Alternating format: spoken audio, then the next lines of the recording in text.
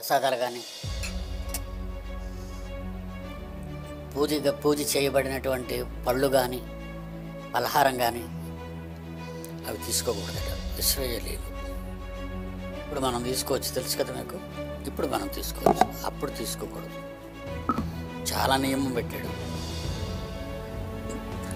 దేవుడండి. ఆయన ఇష్టం అండి. మరి మనం ఆయన మాట వినాలి. క్రైస్తవులకి నియమ నిబంధనలు లేవు. ప్రసాదం అనే పదార్థం ఏదైతే ఉందో అది మీరు యేసుప్రభు బొమ్మ దగ్గర పెట్టినా, మరియమ్మ బొమ్మ దగ్గర పెట్టినా, రాముడు బొమ్మ దగ్గర పెట్టినా అందులోకి ఏదైనా వస్తుందా? విషయం ఏమైనా చేరుతుందా? పోనీ ఆ పదార్థం ఏమైనా పెరుగుతుందా, తరుగుతుందా? కదా. సో పదార్థం లాగే ఉంటుంది, విగ్రహం లాగే ఉంటుంది. కాసేపటికి వేడిగా ఉంటుంది, చల్లగా అవుతుంది తప్ప అందులో మారేది ఏమి ఉండదు. 2-3 రోజులు వదిలేస్తే కంపు కొడుతుంది తప్ప అందులోకి వచ్చే గొప్పతనం ఏమి ఉండదు. ప్రసాదం కూడా పాడవుతుంది వదిలేస్తే, చీమలు పడుతుంది. సో పాయింట్ ఏంటంటే, మీరు మంచి మనసులో ఏ కల్మషం లేకుండా మీ దైవాన్ని ప్రార్థించుకుని ఏదైనా తినండి. మీ ఇష్ట దైవాన్ని అంటే మీరు రాముడిని ప్రార్థించుకుంటే మీరు రాముడిని ప్రార్థించుకుంటే, మీరు యేసుప్రభుని ప్రార్థించుకుని నేను తింటా. పదార్థంలో లేదు మార్పు. ద్రాక్షరసం తీసుకునే క్రైస్తవుడా అంటే ప్రభు యొక్క శరీరమును ప్రభు యొక్క రక్తమునకు సాదృశ్యంగా రొట్టె ద్రాక్షరసం తీసుకునే క్రైస్తవుడా, నీవు నిజంగా నిత్య జీవం వెళతావా? నిజంగా నీవు నిత్య జీవం వెళ్ళేవాడివైతే ఈ మాటలు జాగ్రత్తగా గమనించు, ఈ మాటలను జాగ్రత్తగా పరిశీలించు. క్రైస్తవ్యంలో జరుగుతున్న కొన్ని దుర్బోధలను ఖచ్చితంగా వాక్యానుసారంగా ఖండించాల్సిందే.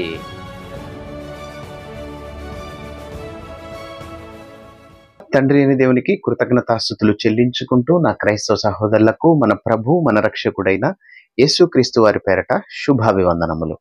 ప్రియమైన క్రైస్తవ సహోదరులారా, మరొక ప్రాముఖ్యమైన విషయాన్ని మీ ముందుకు తీసుకురావటం జరిగింది.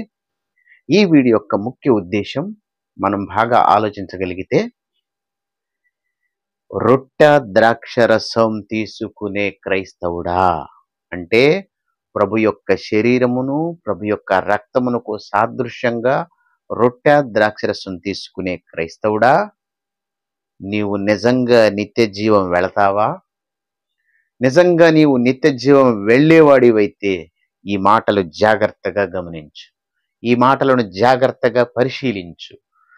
క్రైస్తవ్యంలో జరుగుతున్న కొన్ని దుర్బోధలను ఖచ్చితంగా వాక్యానుసారంగా ఖండించాల్సిందే. అందుకే ఈరోజు మీ ముందుకు వచ్చాను. ఈరోజు మనం చెప్పబోయే అంశం ఏమిటంటే, విగ్రహం వట్టిది, విగ్రహార్పితములో ఏమైనా ఉన్నదా? విగ్రహములో ఏమైనా ఉన్నదా?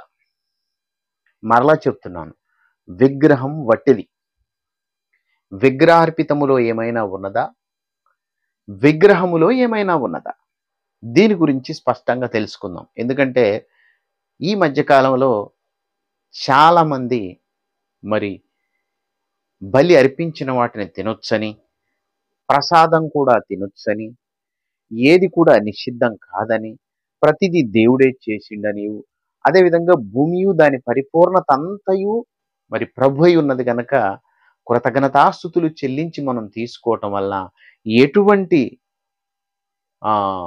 ఇబ్బంది కానీ ఎటువంటి ప్రమాదం కానీ ఏదీ లేదు అని చెప్పి దుర్బోధలు చేస్తున్నారు.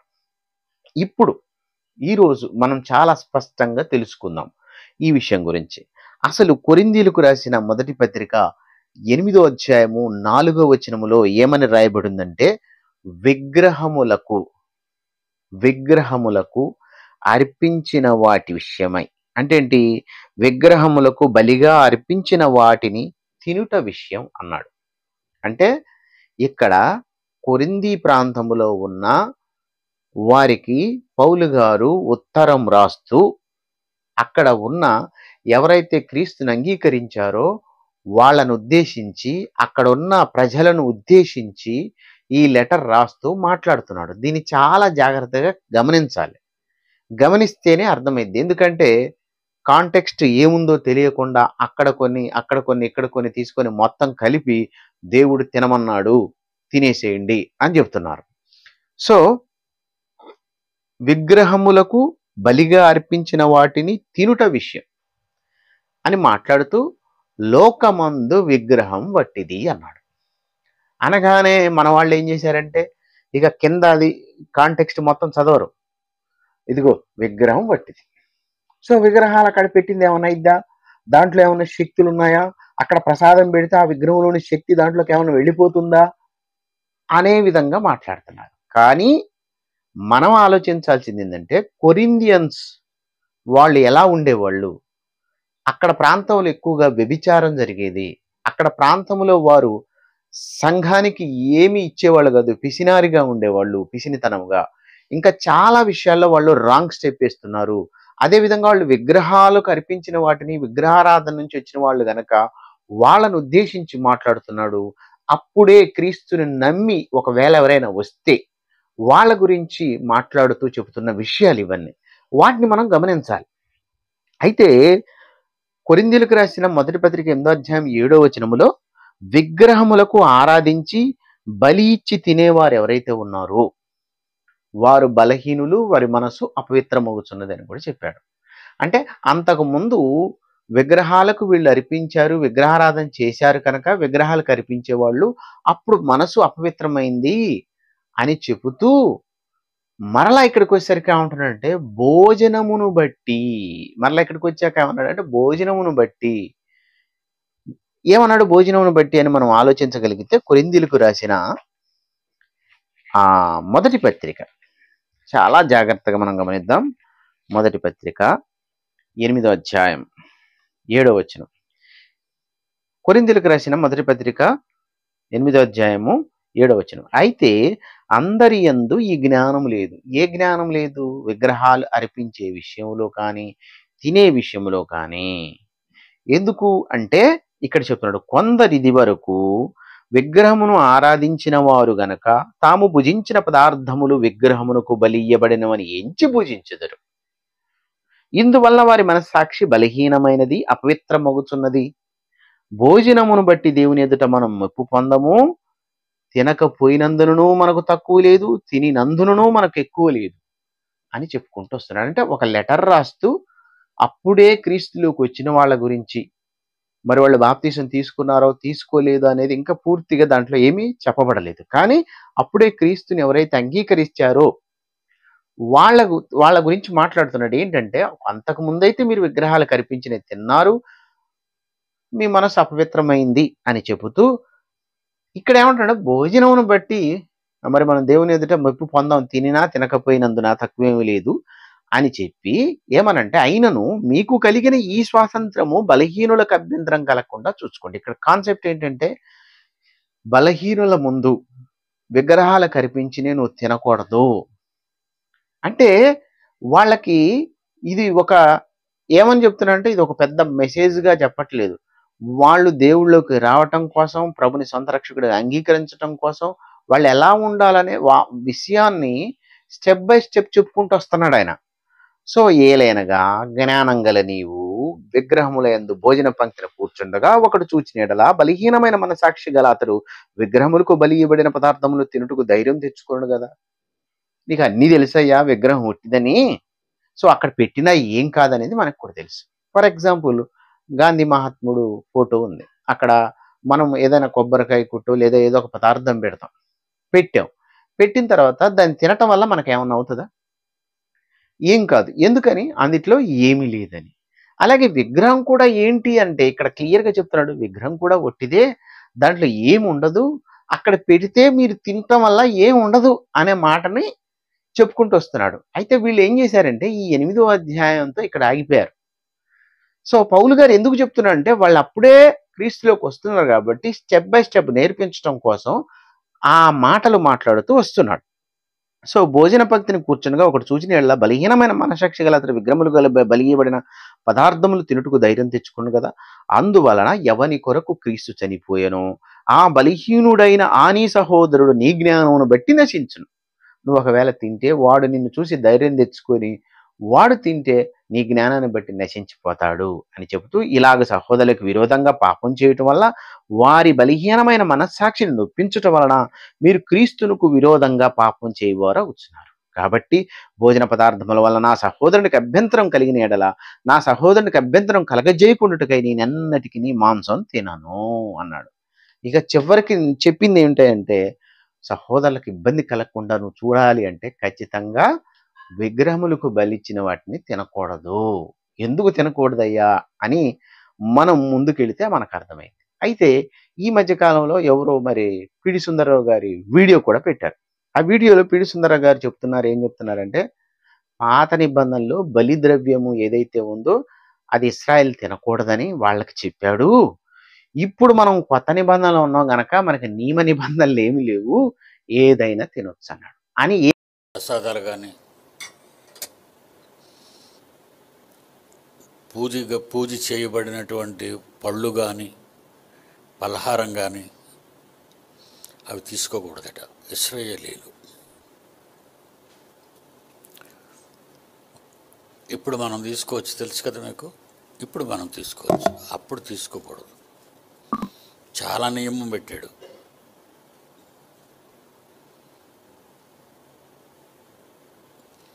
ఎక్కడుంది ఇప్పుడు తీసుకోవచ్చని? కొరింథీయులకు రాసిన మొదటి పత్రిక 10వ అధ్యాయము 25వ వచనం చూడండి. ఇప్పుడు మనం తీసుకోకూడదో తీసుకోవచ్చు చెప్పాడు దేవుడు. కొరింథీయులకు రాసిన మొదటి పత్రిక 10వ అధ్యాయము 25వ వచనం నుంచి, మనస్సాక్షి నిమిత్తము ఏమాత్రము ముందు వెనక దాని గురించి నువ్వు ఆలోచించకుండా కటికవాని అంగడిలో అమ్మునదేదో దానిని తినవచ్చును. భూమి గాని దాని మీద పుట్టినవన్నీ దేవుడు కలుగు చేశాడు. అవిశ్వాసులలో అంటే మీరు అంటరాని వారని ఎవరిని చూసుకుంటారో అవిశ్వాసులు, వాళ్ళలో ఒక ఆయన మిమ్మల్ని విందునకు పిలిచినప్పుడు వెళ్ళుటకు మీకు మనస్సుండిన ఎడలా ఇందాకేటన్నాడు అక్కడ పాత నిబంధనలో ఏమన్నాడు? పాత నిబంధనలో ఏమన్నాడు? ఆ దేవతలకు బలి అర్పించినప్పుడు ఒకడు నిన్ను పిలిచిన ఎడల నీవు వారి బలిద్రవ్యమును తినకుండా చూచుకొనుమని ఇశ్రాయేలీలతో చెప్పిన దేవుడే ఆఫ్టర్ 3000 years 3000 సంవత్సరాల తర్వాత దేవుడు క్రొత్త నిబంధనలో ఏం రాయించాడు అంటే అవిశ్వాసులలో అంటరాని వాళ్ళలో నమ్మకం, దేవుడంటే నమ్మకం లేని వారిలో, విగ్రహాలను పూజించే వారిలో ఎవరైనా మిమ్మల్ని విందునకు పిలిచినప్పుడు వెళ్ళుటకు మీకు మనస్సుంటే మీకు ఏదైతే వడ్డిస్తారో దానిని గూర్చి మనస్సాక్షి నిమిత్తము ఏ విచారణ చేయక తినండి.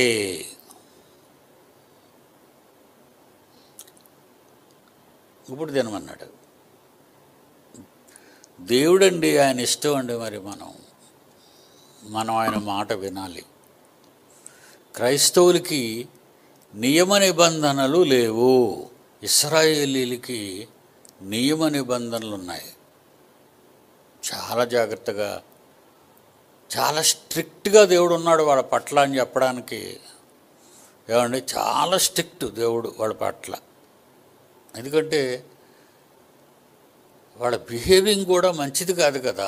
ఈజిప్ట్ నుంచి వాళ్ళు మీరు చూసుకొని వస్తున్నారు ఇశ్రాయేలీల్ని, వాళ్ళు ఎంత దారుణంగా బిహేవ్ చేస్తున్నారు.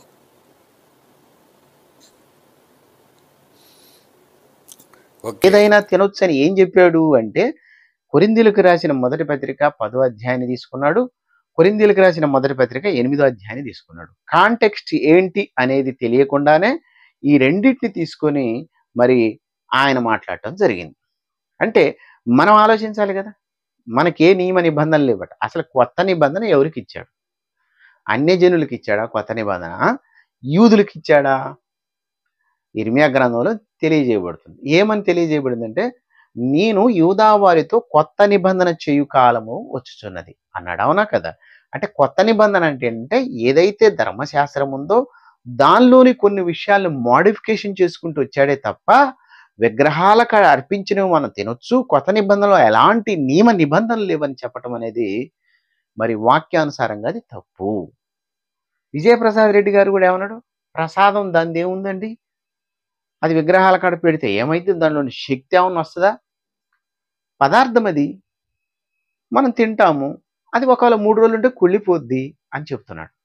పదార్థం చెడిపోతుంది అని చెప్తున్నాడు. ఇక్కడ విషయం ఏంటంటే ప్రియమైన వాళ్ళారా, చాలా జాగ్రత్తగా మనం గమనించాలి. ఎందుకు పౌలు గారు ఈ మాట రాశాడు? చాలా మంది కూడా ఏం చెప్తున్నారంటే, ఒరు బాబు మనం విగ్రహాల కాడ పెట్టిన తినవచ్చు, ఏమి పెద్ద ఫరకేం పడదు, ఎందుకంటే విగ్రహం ఒట్టిది గనక అని. విగ్రహ అర్పితములు ఏమైనా ఉన్నదా? మరి విగ్రహముల్లో ఏమైనా ఉన్నదా అంటే విగ్రహంలో ఏమీ లేదు, విగ్రహార్పితములు కూడా ఏమీ లేదు. మరి ఎందుకు మనం తినకూడదు? దీన్ని ఎవరైనా ఆలోచించారా? దీన్ని మనం ఆలోచిద్దాం. చాలా చక్కగా ఆలోచిస్తే మనకు అర్థమైంది. ఒక్కసారి మనము ప్రియమైన దేవుని వాళ్ళారా గమనించండి. కొరింథీయులకు రాసిన మొదటి పత్రిక 10వ అధ్యాయము చూడండి. ఫస్ట్ వచనం ఏమన్నాడంటే, విగ్రహారాధనకు దూరంగా పారిపోండి. ఇక్కడ చెప్పిన మాట మనం 10వ అధ్యాయాన్ని చాలా జాగ్రత్తగా గమనిస్తే, మెయిన్ ఈ 10వ అధ్యాయాన్ని మనం చూడగలిగితే చాలా చక్కగా అర్థమైంది. విగ్రహారాధనకు దూరంగా పారిపోండి. ఎవరితో చెప్తున్నాడు? బుద్ధిమంతులతో మాట్లాడినట్లు మాట్లాడుచున్నాను అన్నాడు.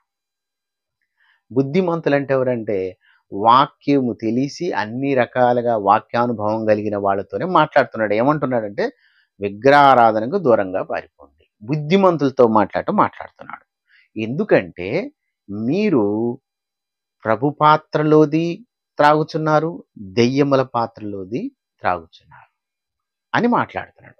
అంటే ప్రభు పాత్రలోది ఏంటంటే ప్రతి వారము రొట్టె ద్రాక్షరసం, అంటే ప్రభు శరీరము ప్రభు రక్తం అని సాదృశ్యంగా రొట్టె ద్రాక్షరసం తీసుకుంటారు. మరలా ఇటు వచ్చి ఏం చేస్తున్నాం, విగ్రహార్పితంలో ఏమి లేదు, విగ్రహంలో కూడా ఏమి లేదు కదా, తినవచ్చు అంటున్నాడు. కానీ అన్యజనులు ఎవరైతే ఉన్నారో, అన్యజనులు ఏదైతే విగ్రహాలకు అర్పిస్తున్నారో దాని గురించి మాట్లాడుతూ వాళ్ళు దెయ్యములకే అర్పించుచున్నారు అన్నాడు. నిజంగా వాస్తవానికి విగ్రహములు లేదు, విగ్రహార్పితం లేదు. కానీ ఎవరైతే అర్పిస్తున్నారో వాళ్ళు అది దేవుడు అనుకొని అర్పిస్తున్నారు కనుక ఏమని రాయబడిందంటే, మీరు ప్రభు పాత్రలోది దెయ్యం పాత్రలో తాగకూడదు. దెయ్యం పాత్ర అంటే దెయ్యం అంటే ఏంటి అర్థం అంటే దేవుడు కానిది. సో దేవుడు కాని దాంట్లో మీరు తింటున్నారు కనుక అలా రెండులో మీరు చెయ్యి వేయొద్దు. ప్రభు పాత్రలో చెయ్యేస్తావు, దేవుల పాత్రలో చేస్తావా? నువ్వు అంత బలవంతుడువా? ప్రభుకు రోషం పుట్టించేవాడో, ప్రభు కంటే బలవంతుడువా నువ్వు? ఇది ఆలోచించాలా? ఇది ఆలోచించకుండా మనకేమి నియమ నిబంధనలు లేవు అని సుందరరావు గారు అంటాడు. విజయప్రసాద్ రెడ్డి నువ్వు నాకు ఇప్పుడు ప్రసాదం ఇచ్చినా నేను తినేస్తానంటాడు. కానీ ఇక్కడ జాగ్రత్తగా గమనించగలిగితే దేవుడు ఈ విషయాలు చాలా చక్కగా తెలియజేస్తూ వస్తున్నాడు. ఇంకా మనం ముందుకెళ్తే ఇంకా బాగా అర్థమవుతుంది. కొరింథీయులకు రాసిన మొదటి పత్రిక 10వ అధ్యాయంలో మరి ఏమన్నాడు ఇక్కడ మనందరం ఒకసారి మనం ఆలోచిస్తే చూడండి. 18వ వచనం, శరీర ప్రకారమైన ఇజ్రాయేలుని చూడుడి, బలర్పించిన వాటిని తినువారు బలిపీఠంతో పాలివారు కారా? ఇక నేను చెప్పినదేమి, విగ్రహార్పితములో ఏమైనా ఉన్నదనియు విగ్రహములో ఏమైనా ఉన్నదని చెప్పేదనా? నేను దాని గురించి చెప్పడం లేదు. క్వశ్చన్ మార్క్ వేశాడు. లేదు గాని అన్యజనులు అర్పించు బలులు దేవునికి కాదు దెయ్యములకే అర్పించుచున్నారని చెప్పుచున్నాను. 8వ అధ్యాయంలో ఏమన్నాడు? అక్కడ ఏం లేదు, మనం తిన్నా తినకపోయినా ఏం కాదు. కానీ ఒకవేళ నువ్వు భోజన పంక్తిలో కూర్చుంటే ఎవరైనా నిన్ను చూసి ఆ బలహీనుడు నిన్ను బట్టి వాడు నశించిపోతాడు. ప్రభు ఎవరి కొరకు చనిపోయాడో మరి వారి విషయమై మనము వారికి ఇబ్బందిని కలిగించిన వాళ్ళం అవుతామనే విషయాన్ని 8వ అధ్యాయంలో చెప్పాడు. 10వ అధ్యాయంలోకి వచ్చేసరికి 18వ వచనములో ఇక నేనేం చెబుతాను, దాంట్లో ఏమైనా ఉందని చెప్తున్నాను. విగ్రహములు కానీ విగ్రహార్పితములో లేదు. కానీ అన్యజనులు ఎవరైతే అర్పిస్తున్నారో వారు దెయ్యములకు అర్పించుచున్నారు, వారితో పాలువారొట నాకు ఇష్టం లేదు. మీరు ప్రభు పాత్రలోనిది దెయ్యము పాత్రలోనిది కూడా త్రాగనేరరు. ప్రభు బల్ల మీద ఉన్న దానిలోనిది దెయ్యముల బల్ల మీద ఉన్న దానిలోది కూడా పాలు పొందనేరరు. ప్రభువునకు రోషం పుట్టించదవా? ఆయన కంటే మనం బలవంతులమా? రొట్టె ద్రాక్షరసం ప్రభు శరీరము ప్రభు రక్తానికి సాదృశ్యంగా ఎవరైతే తీసుకుంటున్నారో నిజంగా నిత్య జీవం మీకు కావాలంటే, ఆ ప్రభు యొక్క రక్షణలు మీరు కొనసాగాలంటే ఖచ్చితంగా మీరు ఈ విషయాన్ని ఆలోచించాలి. విగ్రహములకు బలి అర్పించిన వాటి విషయమే. విగ్రహం వట్టిది, విగ్రహార్పితంలో ఏమి లేదు, విగ్రహంలో ఏమి లేదు. కానీ ఎవరైతే అర్పిస్తున్నారో వాళ్ళు దేవుడి కాని వాటికి అర్పిస్తున్నారు గనక మీరు అవి తినకూడదు. ప్రభు బలలో చేయేస్తున్నారు, ఇటు దెయ్యముల పాత్రలో చేయి వేస్తున్నారు. అలా చేయకూడదు. మీరంత ప్రభు కంటే మీరేం గొప్ప బలవంతులు కాదు, ప్రభుకు రోషం పుట్టించేంత ఇది కాదు. కనుక ఈ మాట చెప్పాడు. ఎందుకు చెప్తున్నాడంటే అన్నిటి యందు స్వతంత్రం కలదు. 23వ వచనంలో అన్నాడు, అన్ని విషయములందు నాకు స్వతంత్రం కలదు కానీ అన్ని చేయదగినవి కావు. అన్నిటి యందు నాకు స్వతంత్రం కలదు కానీ అన్నియు క్షేమాభివృద్ధి కలగచేయవు. ఎవడును తన కొరకు కాదు ఎదుటి వాని మేలు కొరకు చేయచూచుకొనవలెను. మనస్సాక్షి నిమిత్తం ఏ విచారణ చేయక కటిక వాని అంగడిలో అమ్మునదేదో దాన్ని తినవచ్చు. ఎందుకన్నాడు? కటిక వాని అంగడి అనగానే అప్పటికి మరి ఇస్లాం సమాజంలో కొంతమంది ఈ మాంసం కొట్టే వాళ్ళు ఉన్నారు కదా, కటిక వాళ్ళు అంటారు చూడు, వాళ్ళని అనుకోవచ్చు చాలా మంది. అప్పటికి ఎవరున్నారండి? కటిక వాని అంగడి అంటే ఏంటంటే, కటిక వాని అంగడి అని మనం అనుకుంటే ఇంగ్లీష్లో ఏంటంటే ఏదైతే షాప్ ఉందో ఆ షాపులోకి వెళ్ళి మీరు కొనుక్కుంటారు కదా, దాని గురించి చెప్తున్నాడు. దాన్ని ఏ విచారణ చేయక షాపులో తెచ్చుకొని తినండి. ఎందుకంటే అది వాళ్ళు అమ్ముతున్నారు కనుక షాపులో.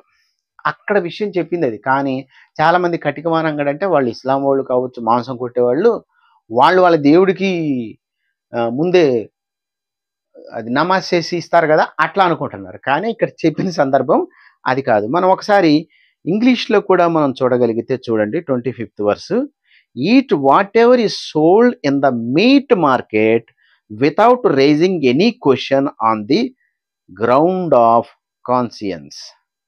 మనస్సాక్షి నిమిత్త విచరణ చేయక కటికమానంగాల్లో అమ్మునదేదో దాన్ని తినవచ్చు. భూమియు దాని పరిపూర్ణత ప్రభు అయి ఉన్నామన్నాడు. ఇక 27వ వచనానికి వచ్చేసరికి ఏమన్నాడంటే, అవిశ్వాసుల్లో మిమ్మల్ని ఎవరైనా భోజనానికి పిలిస్తే మీరు తింటారా తినరా అంటే, ఇక్కడ కూడా చాలా జాగ్రత్తగా, అవిశ్వాసులు అంటే మన స్నేహితులు కావచ్చు, దేవుణ్ణి నమ్మని వారు కావచ్చు, వాళ్ళు మనల్ని ప్రేమతో భోజనానికి మనల్ని పిలిచారు.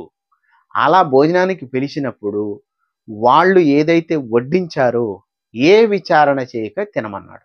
అంటే వాళ్ళ ఇంట్లో వండుకున్నది నీకు పెడితే నువ్వు ఖచ్చితంగా తినవచ్చు. ఒకవేళ అది విగ్రహములకు బలి అర్పించిందైతే నీవు తినకూడదు. ఎటొచ్చి కాన్సెప్ట్ ఏంటి? తినకూడదు. మరి తినమని చెబుతున్నారేంటి? ఏ నియమ నిబంధనలు ఇవ్వని చెబుతున్నారే? ఇటు విజయప్రసాద్ రెడ్డి చెప్తున్నాడు, అటు భగవాన్ దాస్ గారు కూడా చెప్తున్నాడు తినమని, సుందరరావు గారు కూడా చెప్తున్నాడు తినమని. కానీ ఇక్కడ ఏం చెప్తున్నాడు? చాలా జాగ్రత్తగా ఆలోచించాలి. విగ్రహములకు బలి ఇర్పించినవి తినొద్దని. వాళ్ళు నిన్ను అవిశ్వాసులను భోజనానికి పిలిచి వాళ్ళ ఇంట్లో వండుకున్నది పెడితే తినొచ్చు, కానీ వాళ్ళు విగ్రహాలకు బలి ఇచ్చినవి అయితే తినకూడదు అనే విషయం చాలా స్పష్టంగా తెలియజేశాడు. మరి ఇది ఎందుకు అర్థం కావట్లేదో మరి నాకు అర్థం కావట్లేదు. కనుక ఒక్కసారి మనం ఆలోచించాలి. ఇంకొక మాట కూడా దాంట్లో 28, అయితే ఎవడైనా మీతో ఇది బలి అర్పింపబడి చెప్పినలా అట్టు తెలిపిన వాని నిమిత్తం మనసాక్షి నిమిత్తం తినకూడదు. మనసాక్షి నిమిత్తము అనగా నీ సొంత మనసాక్షి నిమిత్తం కాదు, ఎదుటి వాని మనసాక్షి నిమిత్తం ఇలాగ చెప్తున్నాను. ఎందుకనగా వేరొకరి మనసాక్షిని బట్టి నా సొంత విషయంలో తీర్పు తీర్చబడినలా నేను కృతజ్ఞతతో పుచ్చుకునేలా నేను దేని నిమిత్తం కృతజ్ఞతాస్తుతులు చెల్లించున్నాను, దాని నిమిత్తం దూషింపబడనేలా. కాబట్టి మీరు భోజనం చేసిన పానం చేసిన మీరేం చేసినను సమస్తమును దేవుని మహిమ కొరకు చేయండి అని చెబుతూ, యూదులకైనను గ్రీసు దేశస్తులకైనను దేవుని సంఘముకైనను అభ్యంతరం కలగకుండా చేయుడు. సంఘానికి అభ్యంతరం కలగకూడదు. ఈరోజు సంఘాలకు అభ్యంతరం కలగజేసేటట్టు చేసింది విజయప్రసాద్ రెడ్డి. తినొచ్చు అని చాలా ధైర్యం తెచ్చేసుకున్నారు ఒక్కొక్కళ్ళు. కానీ ఇక్కడ కాన్సెప్ట్ ఏంటి? ప్రభు బలలోది, దెయ్యముల పాత్రలోది, రెండిట్లో చెయ్యి వేయకూడదు. ఖచ్చితంగా చెప్తున్నాడు పౌలు గారు. కనుక ఏమన్నాడు చూడండి 30, ఇలాగ నేను కూడా స్వప్రయోజనం కొరకు అనేకులు రక్షించబడిన వారి ప్రయోజనం కోరుచు అన్ని విషయాలు అందరినీ సంతోషపెట్టుచున్నాను. అందరినీ సంతోషపెట్టుచున్నానంటే తినకుండా ఉండటమే మంచిదని, తినమని కాదు. సో ఈ జ్ఞానం అందరికీ లేదు గనక, ఈ జ్ఞానం కలిగిన మాటలు గనక వీటిని చాలా జ్ఞానంగా ఆలోచిస్తే మనకి అర్థం అవుతుంది. ఇవి అర్థం కాకపోతే చాలా ఇబ్బంది పడతాం. అందుకే కొన్ని విషయాలు సోషల్ మీడియాలో మాట్లాడి పెట్టకూడదు. మరలా చెప్తున్నాను, కొన్ని విషయాలు మాట్లాడి సోషల్ మీడియాలో పెట్టకూడదు, అప్లోడ్ చేయకూడదు. అలా అప్లోడ్ చేయటం వల్ల చాలా సమస్యలు ఈరోజు వచ్చాయి. ఇవి సో నేను కూడా ఒకప్పుడు ఈ బోధలో BOE బోధలో ఉన్నప్పుడు వాళ్ళు తినొచ్చు ఏం కాదు అని చెప్పారు. నేను కూడా నిజంగానే తినొచ్చు అని అదే విధంగా బోధ చేసిన వాడిని. కానీ బైబిల్ చదివితే మనకు అర్థమైంది ఏంటంటే తినకూడదని. ఎలా ఏది తినకూడదు కూడా చాలా స్పష్టంగా ఇక్కడ తెలియజేశాడు. విగ్రహముల కాడ పెట్టినది అని ఆ కొరింథీ వాళ్ళ ప్రాంతం వారికి చెప్తున్నాడు. ఎందుకు చెప్తున్నాడు అంటే వాళ్ళు జారత్వం కలిగిన వాళ్ళు, విగ్రహారాధికులు వాళ్ళు ఏ రకంగా కూడా సరిగా లేరు. అప్పుడే ప్రభువు నమ్మి కొత్తగా వస్తున్నారు కాబట్టి వాళ్ళకి తెలియజేస్తూ వస్తున్నాడు. అంటే ఒక్కొక్కటి స్టెప్ బై తినకూడదు అనట్లేదు. తింటే ఏ విధమైన సమస్య వస్తుంది, తినకపోతే ఏ విధమైన సమస్య వస్తుంది, తినకపోయినా ఏం కాదన్నాడు కాబట్టి తినొచ్చని కాదు. ఇక్కడ విషయం లాస్ట్కి వచ్చేసరికి తినకూడదు అనేదాన్ని చాలా స్పష్టంగా పౌలు గారు తెలియజేశాడు. అయితే మన వాళ్ళు ఏం చేశారంటే ఈ తినొచ్చు అనే దాని విషయంలో మాట్లాడుతూ తినొచ్చు అని రోమీలకు రాసిన పత్రిక 14వ అధ్యాయాన్ని ఎత్తుకున్నారు. కానీ రోమీలకు రాసిన పత్రిక 14వ అధ్యాయము విశ్వాస విషయములో వాదములు పెట్టుకునే వారి గురించి మాట్లాడాడు. వాళ్ళ విశ్వాస విషయంలో. ఎందుకంటే ఒకడు ఒక దినం మంచిదని ఎంచుతాడు, మరొకడు మరొక దినం మంచిదని ఎంచుతాడు. ఒకడు ఒక దేశంలో ఉంటాడు, ఇంకోడు ఇంకో దేశంలో ఉంటాడు. వారు వేరు దేశాల్లో వేరు ప్రాంతాల్లో ఉన్నప్పుడు వారి కల్చర్లు కానీ వారి ఆచార సాంప్రదాయాలు వేరువేరుగా ఉంటాయి. సో అందులోంచి వచ్చిన వాళ్ళు కనుక ఒకళ్ళు ఏంటంటే ప్రభు కొరకే దినమును లెక్క పెడతారు, కొంతమంది ప్రభు కొరకు దినమును లెక్క చేయరు. ఏది చేసినా ప్రభు కొరకు వాళ్ళు చేస్తున్నారు కాబట్టి ఈ విషయంలో ఒకరికొకరు తీర్పు తీర్చుకోకూడదు. తినే విషయంలో కానీ దినముల విషయంలో కానీ తీర్పు తీర్చుకోకుండా మీరు ఉండాలన్న ఉద్దేశంతో అక్కడ తెలియజేస్తూ రాసిన మాట. అది విశ్వాస విషయంలో వాదములు పెట్టుకున్న వారి గురించి చెప్పిన మాట మాత్రమే. సో మనం ఒక్కసారి రోమీలకు రాసిన పత్రిక 14వ అధ్యాయం కూడా మీరందరూ వీలున్నప్పుడు ఎవరైనా సరే దీన్ని చక్కగా చదువుకుంటే మనకు అర్థమైపోద్ది. సో ఒక 2-3 మాటలు నేను ఇందులో తెలియజేస్తాను ఏమని రాయబడిందో. మొదటి వచనం, విశ్వాస విషయమై బలహీనులైన వారిని చేర్చుకుని అయినను సంశయములు తీర్చుటకు వాదములు పెట్టుకొనవద్దు. ఒకడు సమస్తమును తినవచ్చని నమ్ముచున్నాడు, మరి ఒకడు బలహీనుడైన కూరగాయలు తింటున్నాడు. తినువాడు తినని వాడిని తృణీకరింపకూడదు, తినని వాడు తినువాడిని తీర్పు తీర్చకూడదు. ఏలైనగా దేవుడు అతన్ని చేర్చుకును. పరుని సేవకుని తీర్పు తీర్చుకు నీవెవడు? అతడు నిలిచిండుటను పడియుండుటను అతని సొంత యజమాని పనియే. అతడు నిలుచును, ప్రభు అతన్ని నిలబెట్టుటకు శక్తి గలవాడు. దీన్ని వేసుకొచ్చి బలి అర్పించిన వాటి కలిపి కొట్టేస్తున్నారు మొత్తం. అందుకే చాలా మందికి అర్థం కాక కన్ఫ్యూజ్ అయిపోయారు. అందుకే ఏమన్నాడు, ఒకడు ఒక దినం కంటే మరి ఒక దినం మంచి దినం అని ఎంచుతున్నాడు, మరి ఒకడు ప్రతి దినమును సమానంగా ఎంచుతున్నాడు. ప్రతివాడు తన మట్టుకు తాను మనసులో రూఢిపరచుకొనవలెను. దినము లక్ష్య పెట్టువాడు ప్రభు కోసమే లక్ష్య పెట్టుచున్నాడు. తినువాడు దేవునికి కృతజ్ఞతాస్తుతులు చెల్లించున్నాడు గనక ప్రభు కోసమే తినుచున్నాడు.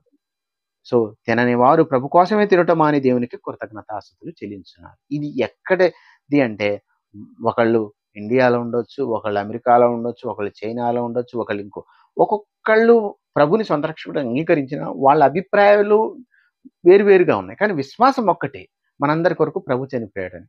ఆ విశ్వాస విషయంలో ఇలా ఒకరికొకరు తీర్పు తీర్చుకోకుండా ఉండండి, ప్రభు మిమ్మల్ని నిలబెడతాడనే విషయాన్ని మాట్లాడాడే తప్ప బలి అర్పించిన దాని గురించి ఇక్కడెక్కడ కూడా మనకి ఉండదు.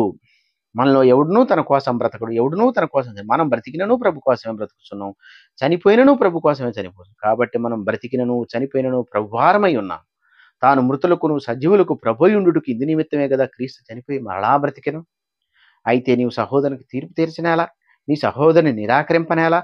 మనందరం దేవుని న్యాయం పీట ఎదుట నిలుతాం. తీర్పు వచ్చినప్పుడు నిలబడాల్సి వస్తుంది. అందుకనే ఎవరికి తీర్పు తెచ్చుకోకూడదు అనే విషయాన్ని అక్కడ చాలా తేటతెల్లంగా తెలియజేశాడు. నా తోడు ప్రతి మోకాలు నా ఎదుట వంగును, ప్రతి నాలుక దేవుని స్తుతించునని ప్రభు చెప్పుచున్నాడని రాయబడింది కనుక మనలో ప్రతివాడు తన గురించి దేవునికి లెక్క అప్పగింపవలెను. అందుకనే భోజనం నిమిత్తం 20వ వచనంలో భోజనం నిమిత్తం దేవుని పని పాడు చేయకుడి, సమస్త పదార్థంలో పవిత్రంలే గాని అనుమానంతో తినవానికి అది దోషం. మాంసం తినుట గాని ద్రాక్షరసం త్రాగుట గాని నీ సహోదరునికి అడ్డం కలుగజేయింది మరి ఏదియు గాని మానివేట్లో మంచిదే. నీకున్న విశ్వాసం దేని ఎదుట నీ మట్టుకు నీవే ఎంచుకొను. తాను సమ్మతించిన విషయంలో తనకు తాను తీర్పు తీర్చుకున్నవాడు ధన్యుడు. అనుమానించువాడు తినిన ఎడల విశ్వాసం లేకుండా తినును గనక దోషి అని తీర్పును. విశ్వాసం మూలం కాందేదో అది పాపము అని చెబుతూ ఈ మాటలన్నీ తెలియజేస్తున్నాడు. అందుకనే తినేవాడి గురించి తినని వాడి గురించి ఇవన్నీ కూడా విశ్వాస విషయములోని వాదములు వచ్చినప్పుడు మాట్లాడిన సందర్భం. ఈ కాంటెక్స్ట్లన్నీ చదవకుండా దాన్ని దీన్ని అన్నిటిని కలిపి తినొచ్చని ధైర్యంగా చెప్తున్నారంటే మరి వాక్యం తినకూడదు అన్నది. ఇక్కడ మెయిన్ ముఖ్యమైన పాయింట్ కొరింథీయులకు రాసిన మొదటి పత్రిక 10వ అధ్యాయంలో చెప్పిన మాట ఏంటో తెలుసా? ప్రభు పాత్రలోనిది దెయ్యం పాత్రలోనిది మీరు త్రాగనేరరు. ఈ విషయం చాలా మందికి అర్థం కాదు. అందుకే పౌలు గారు ఒక దగ్గర చెప్పాడు, అపోస్తల కార్యం 15వ అధ్యాయం 29వ వచనంలో ఏమన్నాడు? జంతువులను గొంతు పిసికి చంపిన వాటి గురించి మాట్లాడుతూ ఒక మాట అన్నాడు. ఏమన్నాడో చూద్దాం. అపోస్తల కార్యం 15వ అధ్యాయం 28, 29. విగ్రహములు కల్పించిన వాటిని, రక్తమును గొంతు పిసికి చంపిన దానిని, జారత్వమును విసర్జింపవలెను. ఈ ఆవశ్యమైన వాటికంటే ఎక్కువైన ఏ భారం మీ మీద మోపకూడదని పరిశుద్ధాత్మకును మాకును తోచెను. వీటికి దూరంగా ఉండటకు జాగ్రత్త పడితేరా అది మీకు మేలు, మీకు క్షేమం కలుగునగాక. అది చివరికి తేల్చింది. సో మనం ఏదో తెలియగలవాళ్ళం, మనం జ్ఞానవంతులం అని చెప్పుకుంటూ తినొచ్చని డైరెక్ట్గా చెప్పేయటం. ఇంటర్వ్యూలోకి చేరి మళ్ళీ ఇక్కడికి వచ్చాక నేను అక్కడ నటించాను, ఉట్టిదే అదంతా అని చెబుతున్నాడు మళ్ళీ మెసేజ్లో. ఇంత దౌర్భాగ్యమైన దుర్బోధనలు చేస్తున్నారు కాబట్టి ఖచ్చితంగా బలహీనులైన క్రైస్తవులు బలంగా ఆత్మీయతలో బలపరచడం కోసమే ఈ విషయాలు మీ ముందుకు తెలియజేస్తూ వస్తున్నాను. ఎవరినో విమర్శించడానికి కానీ, ఎవరినో కించపరచడానికి కాదు. ఆత్మీయ జ్ఞానాన్ని పెంపొందించుకొని క్రీస్తు రక్తములో కడగబడిన మీరు క్రీస్తు యొక్క శరీరమును రక్తమునకు సాదృశ్యంగా రొట్టె ద్రాక్ష తీసుకుంటున్నారు కనుక అది నిత్య జీవానికి మార్గమని దాని ప్రకారంగా నడుచుకుంటున్నారు. ఆ రొట్టె ద్రాక్ష రసం ఏమిటి అంటే వాక్యం. ఆ వాక్యము నీ నరనరాల్లో ఇంకిపోవాలి. అది నిండినప్పుడే ప్రభు హృదయంలో ప్రతిష్ఠించబడతాడు. ఆ రకంగా మనం ముందుకి పెడతాం. సో ఇక్కడ మనకి చాలా క్లియర్గా ఏమర్థమైందంటే విగ్రహం ఒట్టిదని తెలుసు, విగ్రహార్పితములు ఏమీ లేదని తెలుసు, విగ్రహములు కూడా ఏమీ లేదని తెలుసు. బట్ బలి అర్పించే వాళ్ళు దాన్ని ఎలా అర్పిస్తున్నారో దేవుడు అనుకొని ఆ బలి అర్పించుతున్నారు గనక అది దెయ్యములకే అర్పించుతున్నారనే విషయాన్ని అక్కడ కొరింథీ ప్రాంతంలో ఉన్న మనుషులు ఉద్దేశించి మాట్లాడాడు. ఈ విషయాన్ని గమనిస్తూ మనం కూడా అలా ఉండకూడదు అనే దాన్ని ఇప్పుడు మనం ఆ కొరింథీ పత్రిక నుంచి మనం నేర్చుకున్నాం. దేవుడు ఈ వాక్యాన్ని దీవించి ఆశీర్వదించునుగాక. ఆమేన్. ఎందరైతే ఈ మాటలు విన్నారో వారందరూ ప్రతి ఒక్కరు కూడా మీరెక్కడా బలహీనపడకుండా వాక్య విషయంలో ఆత్మీయంగా బలపరచబడాలని నా యొక్క ముఖ్య ఉద్దేశం. ఈ వీడియో మీకు నచ్చినట్టయితే లైక్ చేయండి, షేర్ చేయండి, కామెంట్ చేయండి, అలాగే సబ్స్క్రైబ్ చేయండి.